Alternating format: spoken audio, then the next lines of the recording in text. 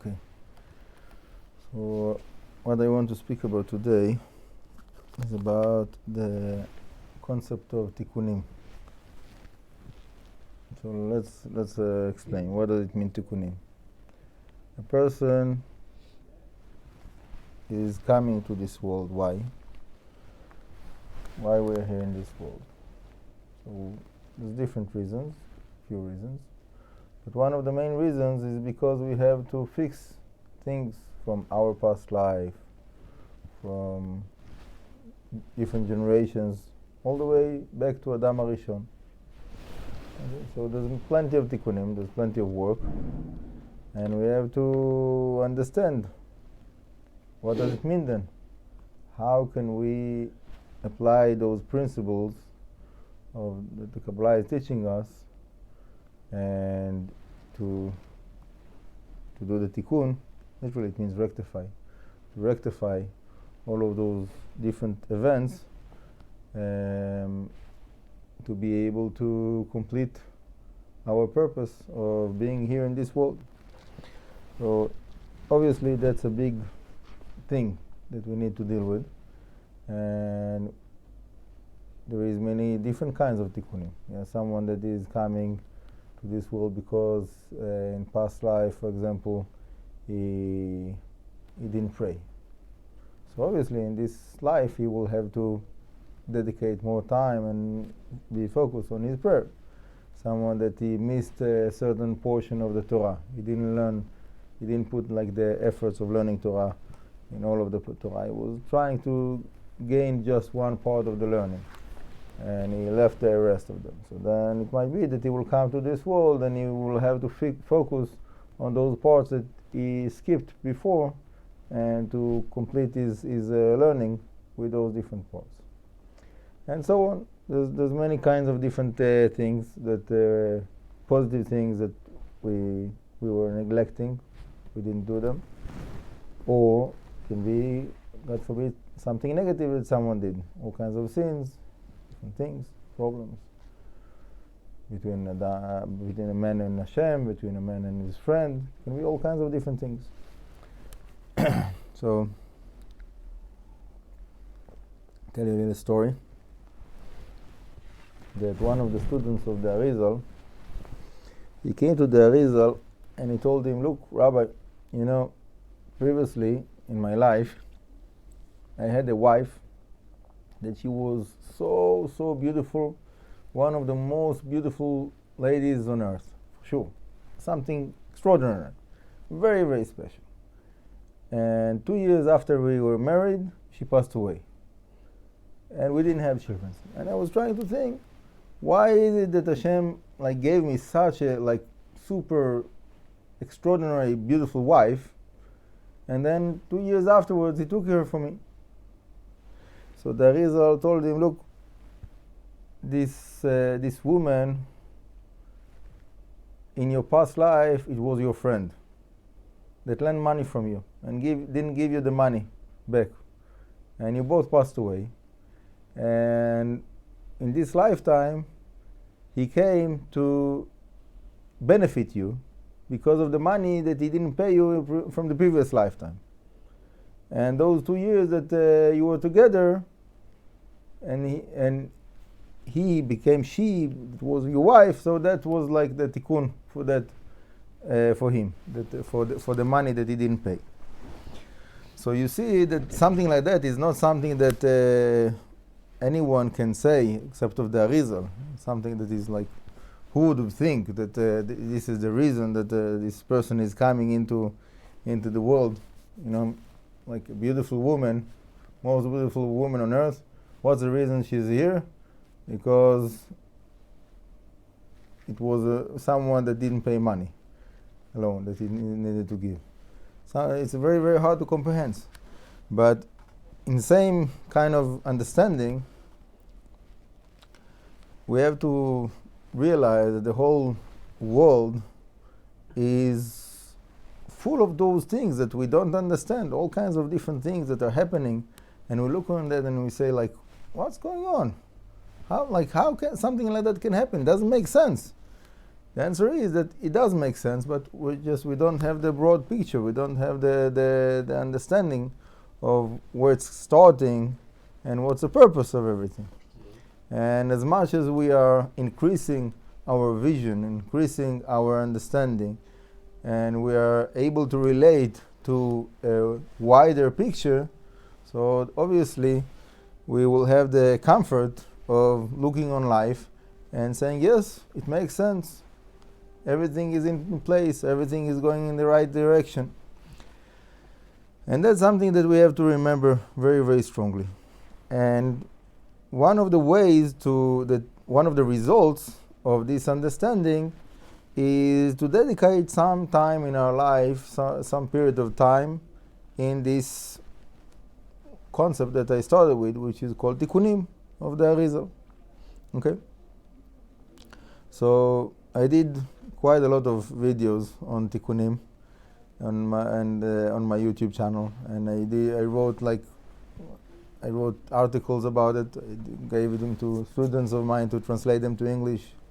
But I see that really there's not so much response from people, and I was wondering why people don't understand that it's not so important. Why people are not taking advantage of all of this material that I put so much effort to put out. And I asked like few people, and one of them told me, look, it's a hard sale. People don't like to hear that they are not good. People like to have someone that will pat on their shoulder. So you're telling them that they are not good, that they need to do efforts to do tikkunim. So that's not what they like to hear. They want to hear Hashem loves you, you're good, go ahead, you're the best, go, whoever, whatever is your name, and so on. That's what people like to hear. And that's fine, for anyone that is in the beginning of his journey. So for sure we need a lot of sweet words to comfort ourselves and so on. But in a certain point in our growth, spiritual growth, we need to understand that there is things that need to be fixed, and we need to take responsibility over those things. And it doesn't have to be right now. It can be that someone will say, look, I understand, but right now I'm not ready for that. Fine, okay. So you have to spend time to build yourself and to strengthen yourself.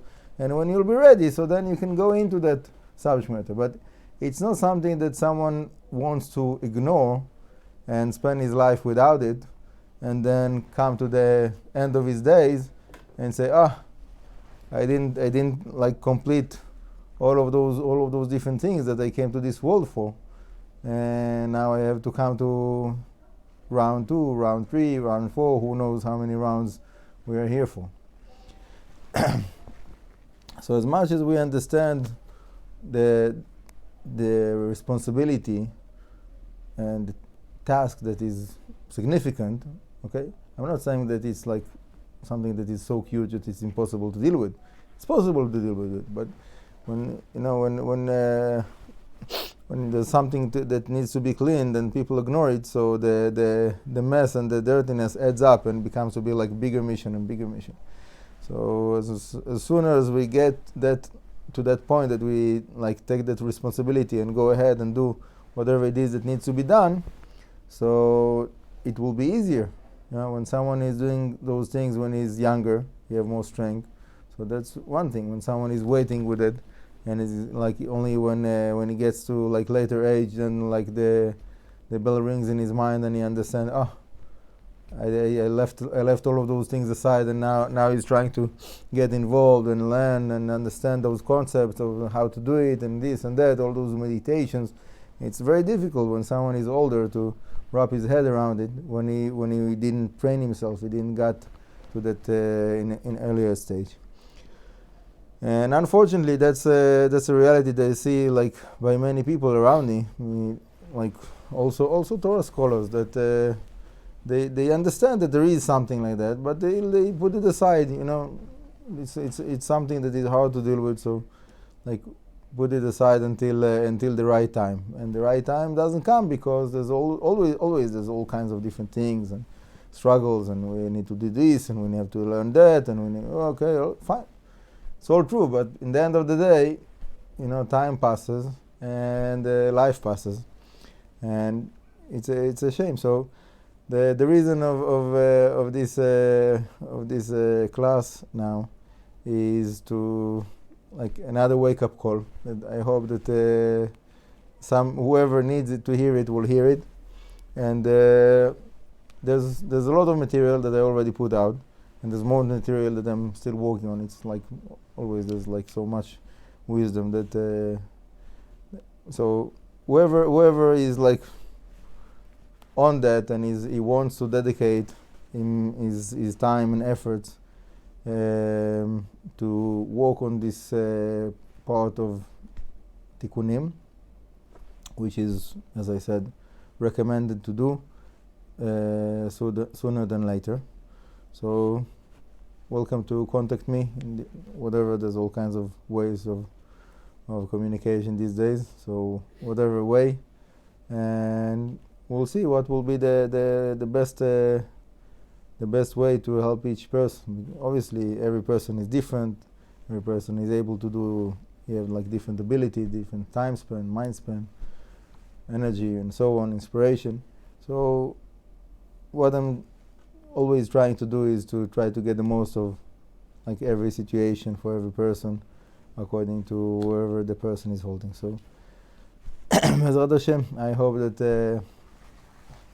it will get to the right ears and penetrate through the ears and get to the heart and the mind, and to give that inspiration that is needed for that. Bezrat Hashem. And one more thing that I want to add is that the whole subject matter of Tikkunim is like a war. It's not something that is like easy to do and like kind of fun kind of a journey. It's like it's getting into a war, but so everybody wants to avoid war. Everybody wants to have peace. But the fact is that the Yetzer Hara is fighting us, either we like it or not. The war is already happening, even if we are not doing anything. So when you have enemy that is fighting you, and you're not doing anything, so it's not such a good place to be in. So obviously we would have preferred not to be in that war, yeah. But since Adam HaRishon did the sin, and since him, all generations, every generation added more and more sins, and we have our package of our life as well. So we are already in it. It's not something that we can run away from. So when someone is just doing tshuva and dedicate his life to learn Torah, that's good. That's very beautiful. I'm not saying that is like not saying anything negative about it, but to take another step and to be more mature, to take like full responsibility for our actions in this life and previous lifetimes. So then obviously it opens up like many higher levels of connection and relationship with Hashem. And for me that's the purpose of everything. So whatever I can do to inspire other people to do something that will get them to be able to connect with Hashem in a higher level, so I want to try to give this inspiration as much as possible. Bezrat Hashem. Baruch Adonai le'olam, amen v'amen.